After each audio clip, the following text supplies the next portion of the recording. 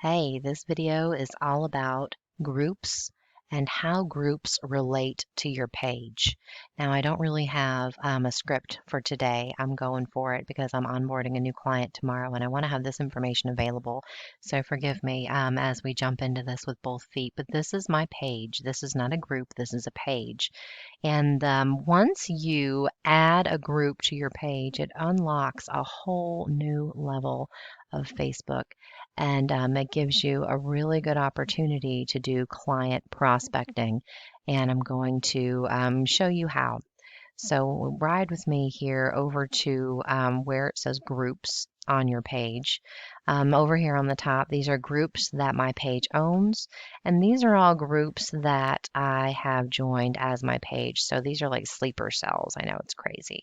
Come back to my main page with me, and I'm going to show you why this is such a good idea. One of the things that you can do as a page, and maybe you don't know this yet, Mama Brianna is my online avatar. This was a business that I had previously, but Positively Advertising is my local brick and mortar store. Mama Brianna is my online business.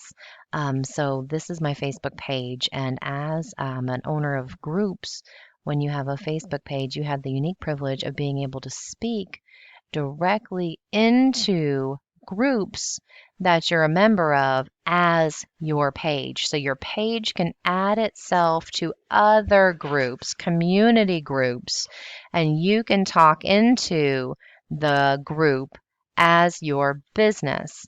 So for this example, we're going to share this ad right into someone else's group.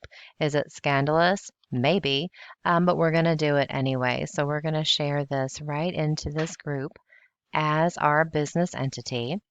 And then you also have the privilege of collecting leads. Watch how this works.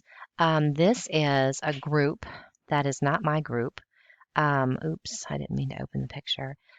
This group is a local discussion group that I interact as my business. This is a post that I made, and these are people who liked my post. Look, if I click invite, I can invite all 88 of these people to follow my business page. And it's going to send them each a personal invite. And they can come join us as followers on our page. So usually these are folks that you've had other communications with, that you interact with regularly. They're interacting with you. They can see that they're interacting with your business. They know who you are, and they enjoy your content. And if they enjoy your content, maybe they'd like to see more of you, and we'll see what kind of a difference this makes for a business here in just 1 second.